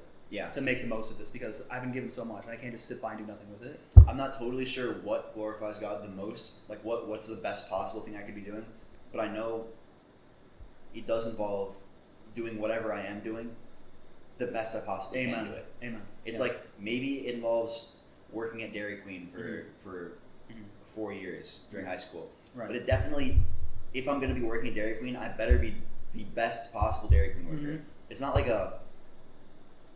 maybe it's not the right job to be working, but doing it very effectively is definitely better than doing it lazily, whatever it is. And I wrote one of my last articles for the paper about this. Not only that, doing your best wherever you are, but also living out your life with simple acts of kindness and love everywhere you are, right? Being as charitable and loving to everyone as you possibly can, because we do live in a spiritual world, and first of all, those simple acts, they could cascade down to that person living a life dedicated to God, right? It could totally change their lives. But even if it doesn't, I don't believe love or kindness is wasted. I think God uses it for everything. And if we just do our best to be it, it's like St. Francis says, it might be apocryphal, but this is a quote attributed to him. He says, preach the gospel at all times, use words if necessary. And the idea is that we bring people to Christ through our actions, right? Not just through like, oh, well, can I tell you about Jesus? But just being good people who love other people, who show respect, kindness, all that stuff. Yeah. You can do that no matter what your situation is. Yeah, and that's just the primary way. That's how Jesus spread the gospel. Yes. By just being the gospel and just living it out. Amen. Oh yeah, here's a good. This is a nice way of saying it. That the level of top of 129, after the Luke quote, the level of sacrifice demanded by the divine is proportionate to the degree of privilege awarded, however apparently arbitrarily to the fortunate or withheld from the lowly. I think that's spot on, right? That some people are called to sacrifice more given the privileges that they have, right? But it all balances out in the end. It's like the parable of the widow, right? She gives like all of 2 cents, but that's a great sacrifice on her part because it was all of her wealth. It's a lot less than Ananias and Sapphira gave. Exactly. But because she gave everything she had. Exactly. It was more generous. Yes. Yeah. Even though like mathematically it's not even close to being the same amount. That's more virtuous in the eyes of God. Yeah. Okay, so he says that Cain basically is hiding his light under a bushel, failing to offer his best. And so he says that the moral of the story is that life more abundant requires a complete and total commitment with every glance, with every word, with every action. We are called upon, in the face of life's overwhelming difficulties and opportunities, to offer no less than absolutely all we have, which is what we've been talking about. Yeah, and earlier, I think a little bit before this, he mentions how there is, no matter what, it's not like no matter what, we all experience so much reason for resentment, I guess you could say. Yeah. And there's never, the only reason you don't have a good reason to be resentful is because your resentment doesn't help. It doesn't change the fact that you got fucked over, right? Let's say. And like if you tried to, you could rationalize not giving your best and going, you know what, I'm just gonna do evil to whatever, get back at the people or the society that did this to me, whatever. Yeah. But like school shooters are the ones who take that to the logical extreme. But everyone's experienced enough evil to be able to rationalize that, right? Yeah. And it takes an act of will to go like, no, I'm actually going to, instead, someone's even say an act of faith. I'm going to put my best foot forward, and I'm going to give my best, despite the fact that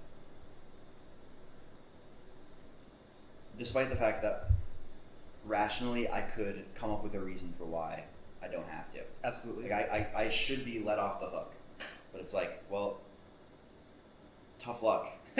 I mean, yeah, it's not fair. It kind of ties into what we were talking about earlier with Alyosha and Ivan, right? That rationally, Alyosha's argument makes no sense. You would have a hard time convincing someone of that argument, but it is an act of faith to say it. This is the better response because I can live out the philosophy of Ivan and engage in bitter resentment towards the world, but that doesn't actually help anything. Yeah. That I make the world a better place. If I really do, that's actually a good way to think about it. If I really do detest suffering, then I should try to not add to it. And the way that we don't add to suffering, and the way in fact we alleviate suffering, is through acting out the philosophy of we're responsible for everyone's sins, and that we are sinners ourselves. Even though it's it's not like totally rational to the average person. That would make pretty much no sense. But yeah, I think it's like you're saying, a leap of faith, right? Anyway, okay, humility and faith versus pride, despair, and vengeful anger. So, again, he starts off with the people of the ancient times figuring out, what does it mean to be humble? Let's write a story about it. Give me a break. Okay, so sacrifice, spirit of the individual and community, balance.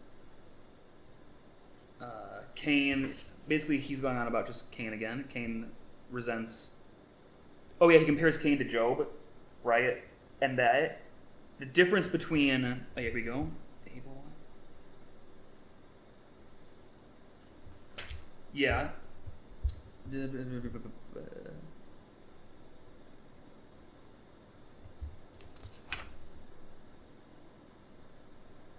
Yeah, that the difference between Cain and Job is that Job, even though he doesn't really fully understand why what's happening to him is happening to him, he doesn't engage in bitter resentment towards God, right? He recognizes that God is the almighty, all-knowing, all-just God, and that he has no right to question him, right? That I'm a creature. This is the creator.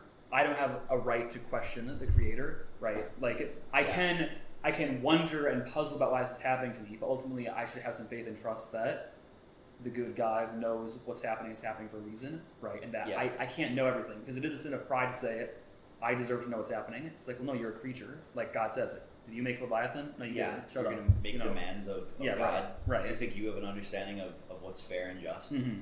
It's like, what's the alternative to that? Like what Job's wife says, like curse God and die. I think Peterson even brings that up. He says, the spirit of Cain is the spirit of Job's wife. Curse God and die. And he says, he defines God again. He says, God is the spirit who. Actually, this time he says, God is he who. So okay, we're getting some progress. God is he who. By the end of the book, he's going to be just fully evangelical Christian. God is he who eternally defeats the monstrous Leviathan itself, overcoming chaos. Therefore, he cannot be trifled with, no matter the justification. And it kind of goes back to his earlier points that you can't question the sacred because you do so at your own peril. Yeah. You can't question the basis of reality when you yourself are part of that reality, right? When you're it'd be like this might be maybe I'm tired of this stupid analogy, but it'd be like a Monopoly piece, like questioning the rules of the game. It's like, bro, you're in the game. Like, sure. It's already been done. Like, just play your part, right? Give me boardwalk, pay your money. Just, yeah. Not the best analogy, but I think I get where you're coming from. Yeah. Like the idea is that we're creatures in a created world. How can we question the creator? This makes sense. That's to put yourself on the same level as, I deserve answers. And if they're not satisfactory, then I'm above you, right? Yeah, that's to eat the fruit. Exactly, yeah. The apple. Right, of my eye. You know why it's an apple? Is this the malus thing? Malum, yeah. Malum, yeah. Anyways, if you want to get that reference, go back to episode 3. Is it actually in episode 3? That'd be crazy. Hey, if you're going to get something right, boom, like we're saying, amen. It wouldn't be cool if I were maybe episode 3, and then we're actually episode 3. Yeah. Because I would be showing my hand, but I didn't know what I was doing. Right. I was watching a YouTube thing recently, and the guy was talking about it. What I've learned is if you do anything with confidence, you get your way. Like, just do everything with confidence. Yeah, that was Andrew Tate. That was not the guy. Who? That was not the guy. Okay. Oh, thanks.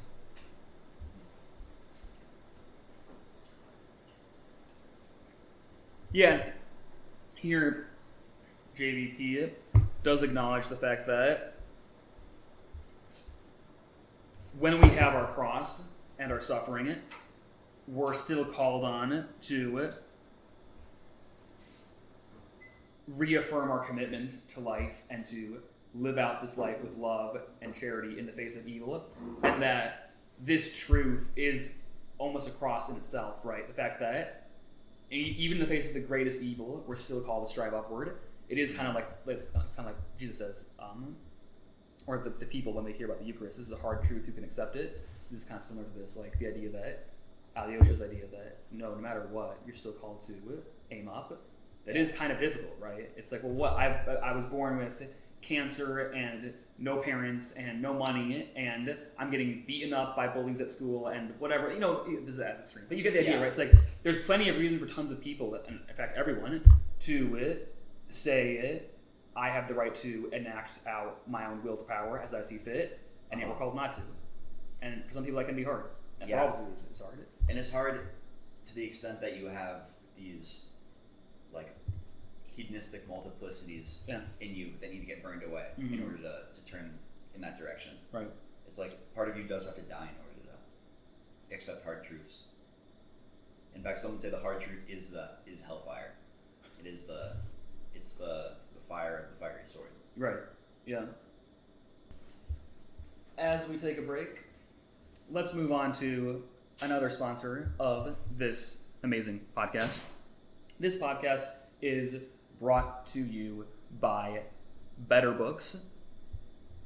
Better Books is a company that strives to promote reading physical books to a nation of individuals that seeks to spend their time on screens and phones and computers all day instead of actually opening a book and reading. And no, you might say, does Better Books hold audiobooks or podcasts or anything like that? No, because this is a masculine company that seeks to inculcate masculine virtues in this nation. Women, you can also feel free to check out betterbooks.com because they do in fact cater to you. There are some books about women's rights, but those are in the fantasy section, so feel free to seek them out.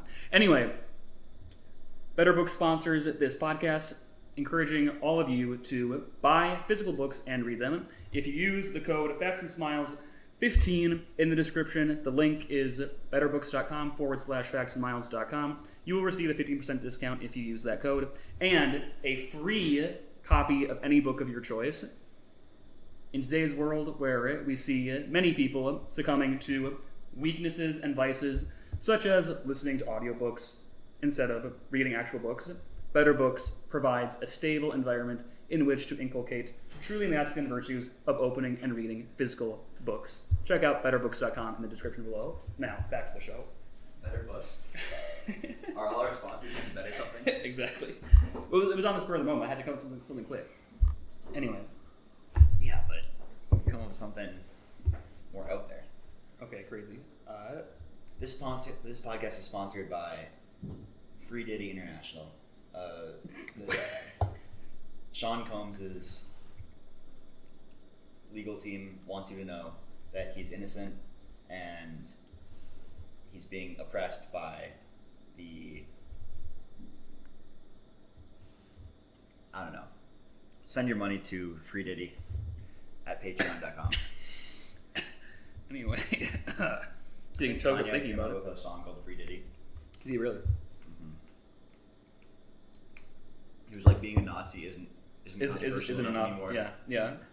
He's seeking that controversy. Yeah.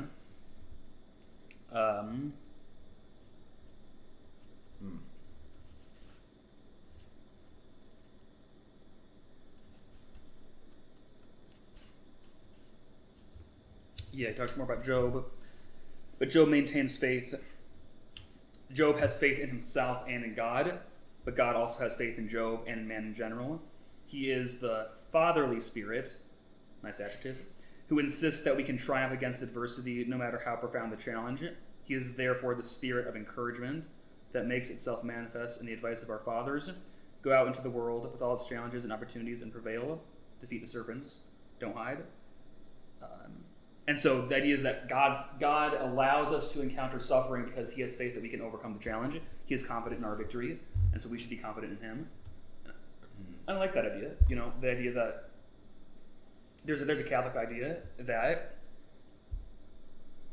God will never allow you to be tempted more than you can handle, right? Mm-hmm. Like, obviously you can succumb. That's not just a Catholic idea. That's in like the Pauline epistles. Sweet, yeah. So it's like, obviously you can succumb to any temptation, but God will be there with you to help you. Like, there's always going to be... You will always be able to overcome temptation because God's with you, is the idea, basically, right? Yeah. And I think that in this case of engaging with suffering when it seems unjust, not only is being resentful and bitter towards God a sin of pride, it also is a lack of faith in God, right? A lack of faith, because if we do believe in God, he knows what's best for us, he wants what's best for us, and he's there for us. And whatever's happening to us, God's there with us. And so to shake our fist at God is in a sense to say that we've lost faith in him, that we no longer think he knows what's best for us, or no longer think that he's there with us, right? Yeah. So. Yeah, and it's...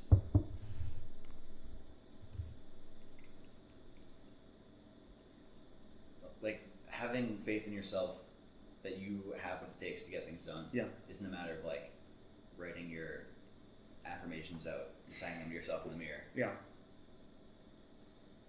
It should be enough just to know that if God is giving you this trial, then he knows you can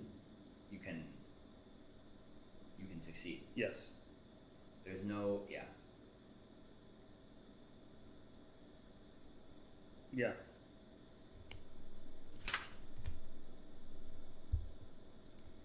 And then, okay, Cain, important, at least because the alternative, yeah, again, we need to have this response because the alternative just leads to terror and destruction. So aim upward no matter what. So he does do this thing where he will kind of repeat himself a lot, but he likes to hammer his point home, so fair enough. And repetitions are great when you're listening to the audiobook, because sometimes you miss it the first time. Yeah, well, second time. This is yet another reason that people like Miles should seek out betterbooks.com. Link in the description below. Anyway. It's like Amazon? What? It's like Amazon? No. Well, actually, you missed the ad read, so check the show notes. Man, they didn't pay for a custom section, so we're not gonna mention them outside of the ad read. But they do a whole. But Max, why would I need better books? What could they do for me? I'm happy you asked. Yeah, when terrible things happen, faith, humility, aim upward. Yeah, okay. All right, fratricide, then worse. 141. We get the idea. So obviously, Cain, first he's resentful and bitter, but now he actually kills Abel. And at the bottom of 141, he says that Cain destroys God's favorite, God's ideal, to attain vengeance on that favorite ideal and simultaneously on God. So he's resentful towards God for rejecting his sacrifice, and he refuses to acknowledge his own failings. But he's especially resentful of Abel because Abel is the ones whose sacrifices are accepted, and in that sense, he is the ideal. And this ties in a lot to why I think today we see standards of beauty and truth and justice being removed or attacked. Right? It's like fat is beautiful. Women with not beautiful. Women, exactly. Women with no hair, and Yeah, what is the deal with that? Yeah. Why do we have these fetishes? Come on, dude. It's just like that. This is like, right? It's all equally beautiful. It's beautiful. It's like no, MILFs. Yeah, dude. No, youth is attractive. Exactly. Come on, what are we doing here?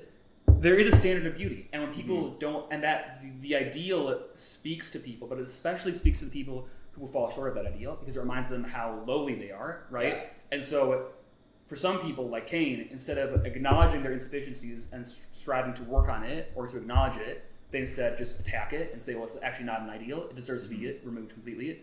And so that's why we have this whole thing where it's, we're going to attack the standards of beauty because we don't want to acknowledge that we have some failings in that line, right? Or like even physical health, right? Like being fit, being muscular, that's attractive. It just is. Like that is more attractive than being all right-wing fat. Yeah, right. That's how you know. It blows me away that like we still have like the last election. It was a blowout for Trump, but it still was almost 50-50 in the grand scheme of things. How do we have the almost half of the country where like you're supporting the political party that literally like their philosophy is like if you go to the gym you're right wing. It's like how do we? Yeah, it's crazy. It's actually insane. If you're trying to be healthy and attractive, you're a Nazi. Like whoa. This doesn't like ring any alarm bells. No one's like, huh. Yeah, wait a second. It's definitely turned. And, yeah. At the risk of saying too much about politics, you got this suicidal purity cult on the left, where it's like you have to be the most left-wing, always. It's like a race to the bottom of left-wingness. And ultimately, like, at the bottom is societal suicide. Yep. Like, we have to tear down like all of our history and all of our great like people that founded our society. Yeah, they're all bad people. Yeah, and so are we. We have to abolish our whiteness. Right. Like, cleanse ourselves. Yeah. Our Western society is just inherently colonizing. Yep. And so we have to destroy it. It's like, okay, well, who's saying this? Western society. But yeah. And it got to the point where everyone who disagreed with that just kind of like lumped together on the right and backed Trump just because like it was so this was so retarded. Yeah. And now we're getting to the point where this coalition of everyone from like working class pseudo-communists to techno-optimists to like conservative Christians are somehow all on the same side, and it's like of course the coalition is going to fall apart. It's not a real coalition. Like we don't actually.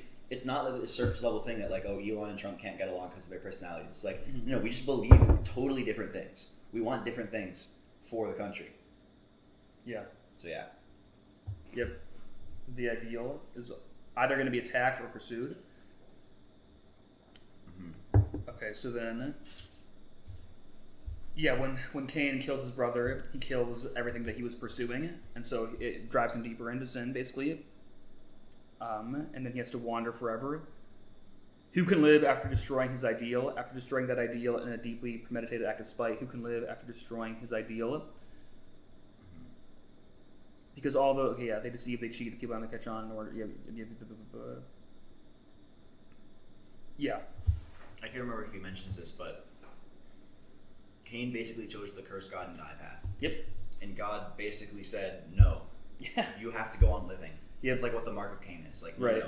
Cain, you wanted to just tear everything down and die a resentful death.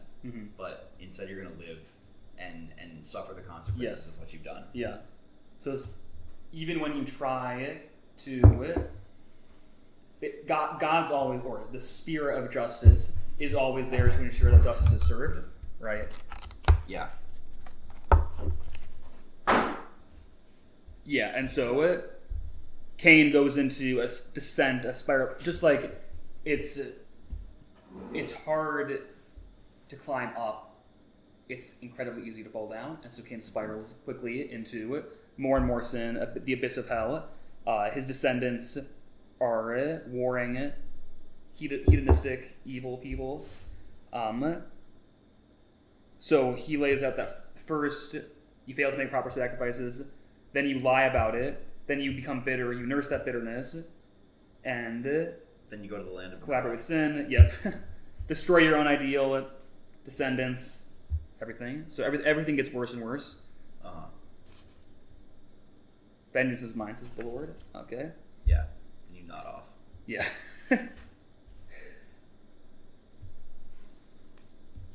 If you or someone close to you is hurt by someone else, the pull for retaliation appears most temptingly in the guise of moral necessity. If I was a good, honorable, courageous person, I would be duty-bound to take steps to wreak havoc on the perpetrator of this atrocity. But that is a road dangerous to embark on. So again, going back to always call to aim up, even though you might have full reason to enact your desire for vengeance on other people or God.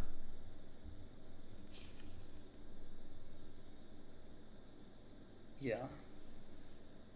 He talks about societies, civilized societies handle justice, right? They lift the moral burden off. So to prevent perpetuating a cycle of vengeance, society says we will be the ones who enact justice, right? When someone commits murder or rape or whatever crime, we'll put them in prison. Well, I would like to give them the death penalty, but whatever. We'll take care of them. And in a civilized state, the state becomes the intermediary between perpetrator and victim, right? And so the state kind of enacts, you could say, the divine, right? It kind of it prevents us from just what's that Greek play? The Antigone. Yeah, no, it's not. It's Oresteia. Yeah, Oresteia, exactly. Yeah, where it's just a perpetuating cycle of vengeance. Like, oh, you killed. What's it like? Oh yeah, my mom killed my dad, so I'm going to kill my mom, and et cetera, et cetera. Yeah, and then my mom's relatives are going to kill me. Right. Is that just? Yeah. And that is just actually for the mom to die. Yeah. It's just you have to society. Yeah, exactly. Enact it. Mm-hmm. Okay, so Cain goes to land of Nod. Yeah, nods off. Yeah. Evil is a consequence of the remoteness from God rather than something in and of itself, which I think is interesting. Augustine. I like that. Yeah. We're drawing near the end. 150. Doomed to wander. Oh yeah, he again returns to, on 150, the margin and the center.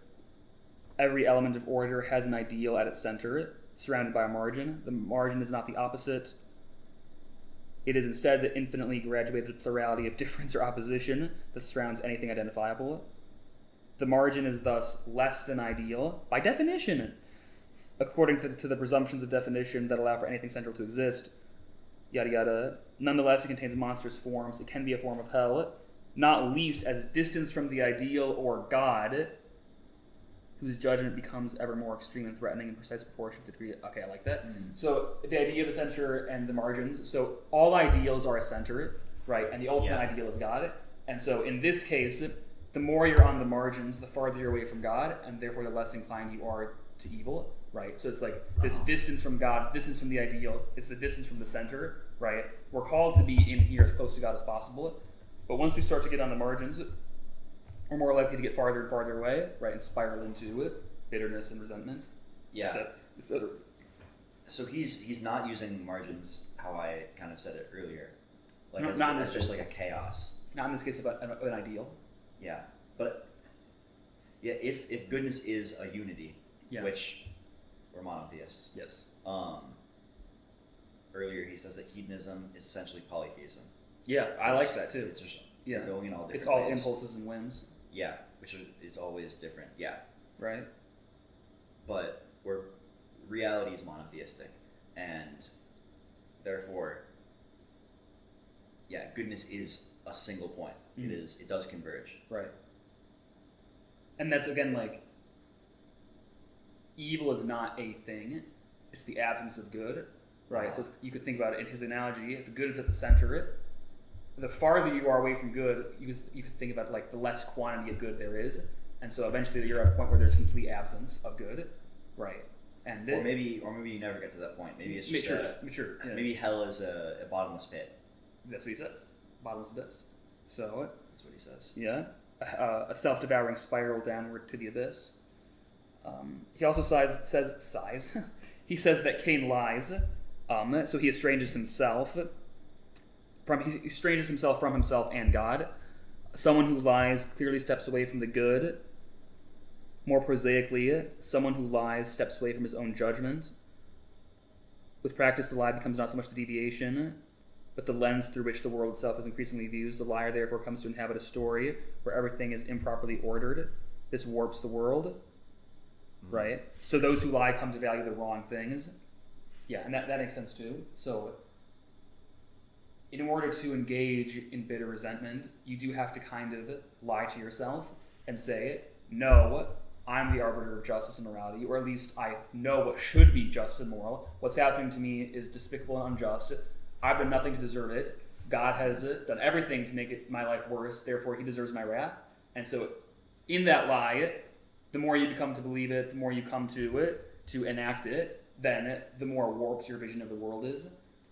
Yeah. Which I think is true, right? Absolutely true. And I mean, one of the problems with lying is it's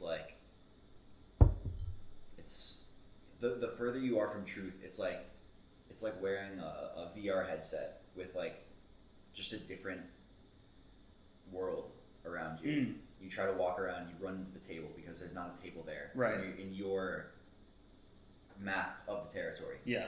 Right. And that's what lying does in every dimension. It's like, yeah, good luck. Everything is worse off when you're further away from the truth. Yes. Like anything you want to do, if you try to do it, you should have it. This is why you use your best explanation, because it's the one that's closest to the truth. Right.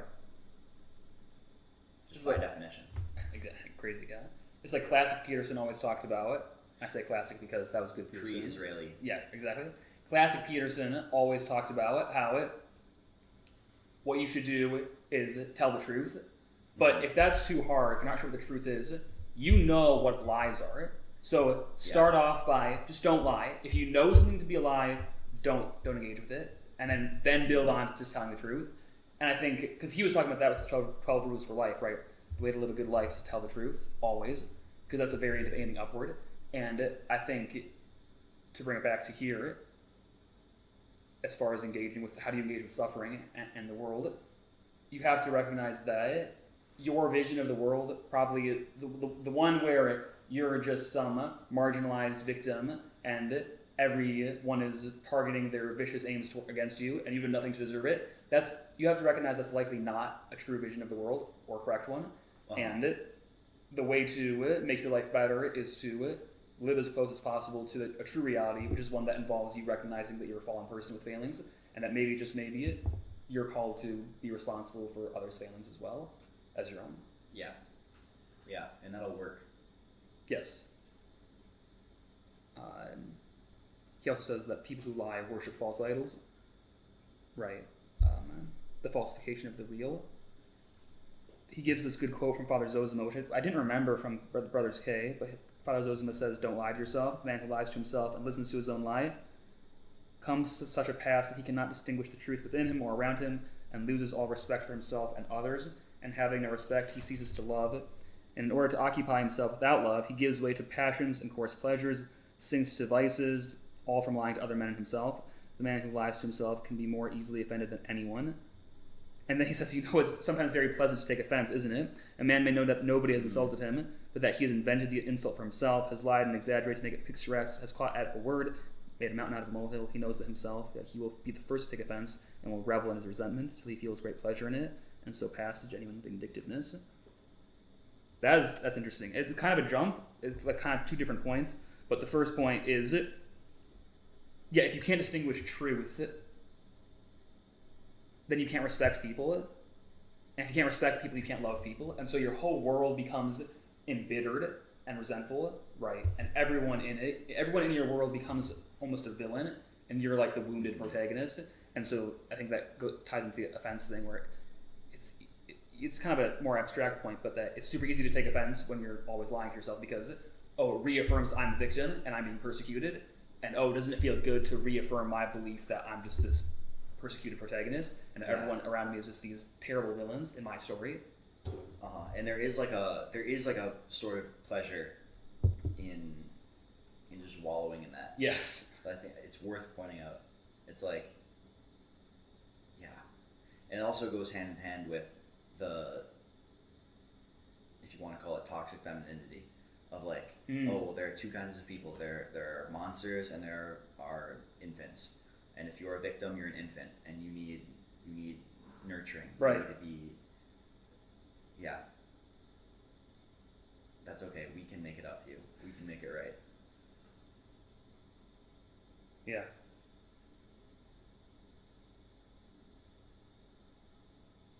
But yeah, when the world is subdued in improper order, no plans can possibly work. When the sacrifice that is false and insufficient reigns, anxiety mounts and hopelessness. So the liar has no direction. The world of the liar is the world of hopelessness, anxiety, etc., etc. So then 153, he begins his conclusion. We talked about Cain and Abel. Cain's sins leads to the chaos of the flood, the Tower of Babel. And then he talks about technology again, that better tools when the aim is wrong merely means more rapid movement down the wrong road or towards wrong up. So that technology itself is not evil, but when you're using it with the wrong aim, it becomes gravely evil. It's like money. Exactly. And same thing with technology. It's kind of, it attracts pride, right? We can reject the transcendent. The mastery of tools has lifted much of the burden from human life. But here's what he talks about the movies. Technological development in the service of what God? This is the eternal conundrum that finds its expression in all these movies. Boom, let's solve them. And it basically says that all these movies talk about the problem of pride, resentment, and the worship of technology, and how these movies deal with the question of what do we do with technology, and what happens when mankind believes that technology can solve all problems, and that we can overcome the transcendent and create our own truth, our own values. Mm-hmm. I think, like the unifying thread here is like technology, money, both essentially just forms of wealth or power. It's like we should want good people to have more power. Yes. But if you're gonna get more power, you better be good. Like if you're gonna say, you know what, I should have more power, I should obtain more wealth, whatever it is, you have to accompany that with like the most humble approach of like, how can I make sure, like, how can I be as honest with myself as I possibly can be about my motivations for this, right? And the idea that like once you turn it inward and go like money for money's sake or power for power's sake, there's this idea of the singularity where we're going to hit this level of technology with AI, where AI is an AI can create another AI that's more smart than the first AI, and so then it's like an exponential growth just shoots off beyond what humans can keep up with, and things just get better and better on their own forever, and it's like that's like the perfect picture of the like technology worship, where it's like the technology, we just have to do enough, and then it solves all of our problems by itself. It'll be our God.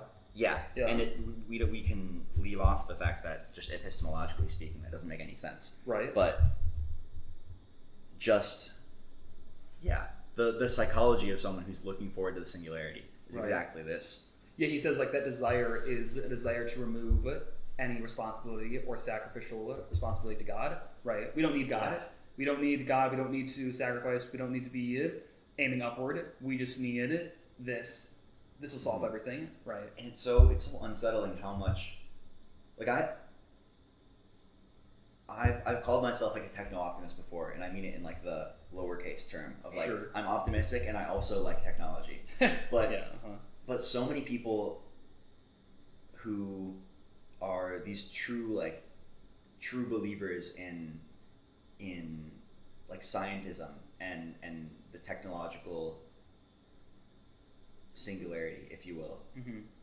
They use such religious language for talking about technology. And like, I mean, so many people talk about, but whether proponents or detractors of the AI movement say we're like creating God with it. And to me, like, I feel like as a rational person, I'm just like, why are we using religious language for this? This is just a tool. It's just like a normal, it's a cool tool. We should be like, this is exciting. We shouldn't call this God. Like, what are we doing? But I guess for people in a secular worldview who don't have that, where they're looking for God and they can't allow themselves to find it in what is truly religious. They're just gonna make it up for themselves. It's interesting, the idea that like this the word singularity. It makes me think about like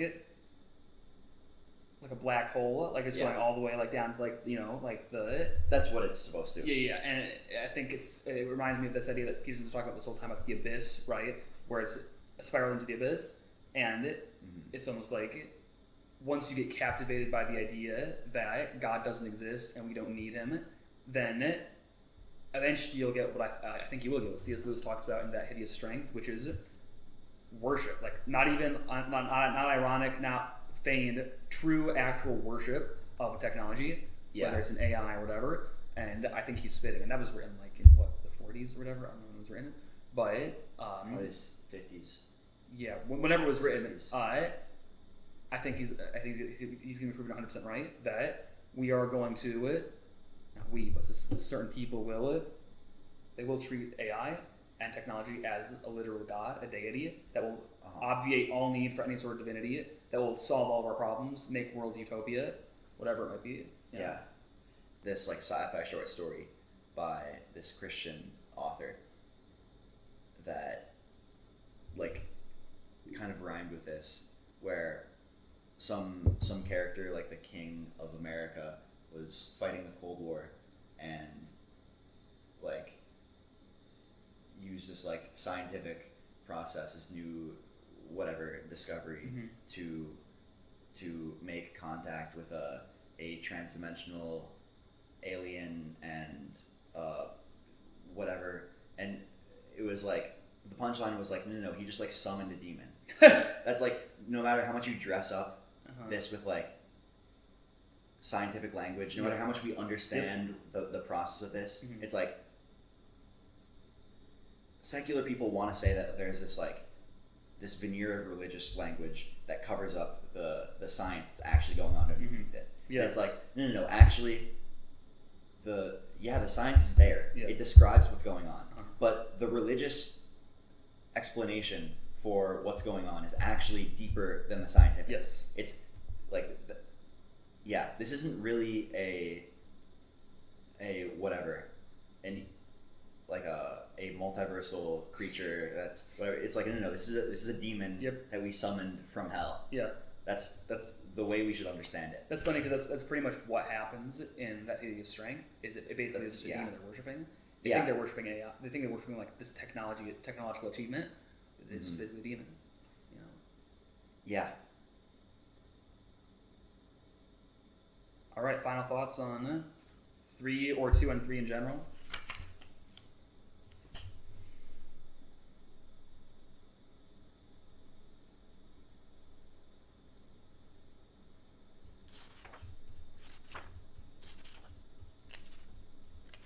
I mean, aside from... Oh, go ahead.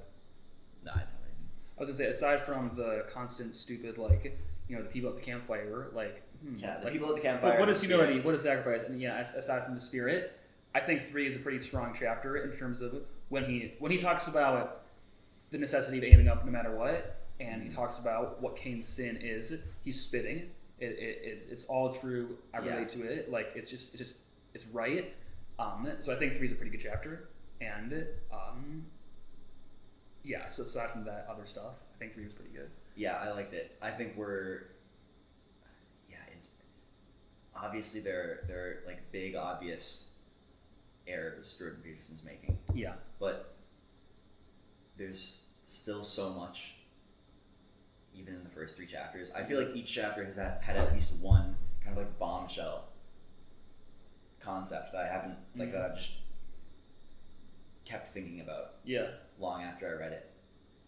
That I mean that's what makes a good book. Yes. Right? Or at absolutely. least a worthwhile book. Yeah, right. It's definitely not. I don't think we're wasting our time reading this. No, yeah. I would hope not. And neither are you, dear listener. Yes, exactly. Especially if you're actually reading it. Yep, follow along. Yeah. Actually reading the audiobook. No. Whatever it is. Check out betterbooks.com in the description below. We actually got an Audible sponsorship. Curses. I'm not even listening to this on Audible. Spotify. Wait, are you serious? Yeah. This is on Spotify? It is. Wow, Spotify is not what I thought it was. I thought it was just like podcasts and music. There's books. But said it's demon worship. yeah, exactly. Yeah. It does have books. You get 10 hours a month, I think, of audiobook, which is like a book a month. Okay. So it's not my main, obviously. Okay, yeah. But there are some books that are, and it's very limited selection. Okay. There are some books on Spotify that you can't find anywhere else, or that you'd have to pay. Oh, interesting. For Audible. Audible has pretty much everything. Okay. Yeah. Which is why you should use the link in the description. Which is why it's easy and lame to use it instead of actually. Some things you want to be as easy as possible. Book, you know? Some things you want to be as hard as possible. Yeah, like a book, hard as possible. Get hardcover always. 50% discount if you use the code in the description below. All right. This has been Facts and Smiles. I'm Max. And I'm Miles. And, I hope you've had fun for a while. Yeah. Bars. Happy 4th of July to all you patriots out there. Yeah. Happy 4th of July. Good luck with your relationships. Peace. Strive to be a man. Yeah. Mm-hmm.